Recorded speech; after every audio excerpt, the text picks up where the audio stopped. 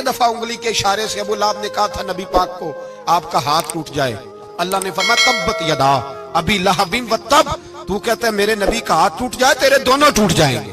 और सुनो अबू लहब का हाल क्या हो। अबू लहब का माना है अबू लहब शोलों का बाप, लहब शोलों वाला। क्या मतलब? अबू लहब इतना हसीनो जमील था कि उसके जो रुखसार थे शोलों की तरह चमका करते, इतना खूबसूरत था, लाल सुर्ख रंग था, खूबसूरत आदमी।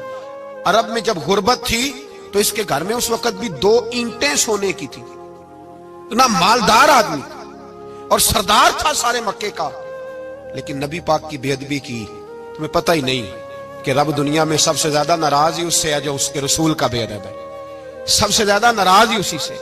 अबू लहब ना गया बदर के मौके पर, डर गया, कहने लगा मैंने नहीं जाना, मक्के में रह गया, ना गया जिहाद के लिए, मुसलमानों के खिलाफ ना निकला।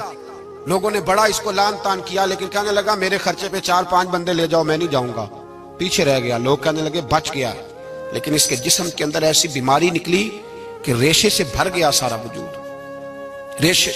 इसके बच्चों ने ले जाके अबू लहब को पीछे एक हवेली थी मक्के के बाहर, उसमें बंद कर दिया। चीखता था, चिल्लाता था, बंद कर दिया उसको ले जाके वहां पीछे।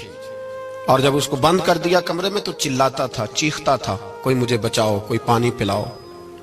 दरवाजा तोड़ के बाहर निकला तो चौक में मर गया अबू लहब। इतनी बदबू आती थी कि कोई करीब नहीं जाता था। चौक में लाश पड़ी थी, यह है मैयत किसी बेअदब की, मुंह दिखाने के काबिल नहीं, उनके दुश्मन पे लानत खुदा की, रहम पाने के काबिल नहीं है। चौक में लाश पड़ी है, तब्बत यदा अबी लहबिन व तब, चौक में पड़ी हुई है, कोई करीब नहीं जाता। उसके बेटों से लोग जाके कहने लगे तुम्हारा बाप था, शर्म करो। एक मुलाजिम को पैसे दिए उसके बेटे ने, कहा गड़ा खोदो और मेरे बाप को रस्सी के साथ पकड़ के उसमें फेंक दो। एक गड़ा खोदा मक्के की गली में और रस्सी के साथ पकड़कर, रस्सी के साथ बांध कर उसकी टांग को घसीट कर उस गड़े में डाल दिया, ऊपर से मिट्टी डाल दी, बदबू का वो ढेर बंद कर दिया। अबू लहब मक्के का सरदार था, पर जाने कहां मरदूद दफन है।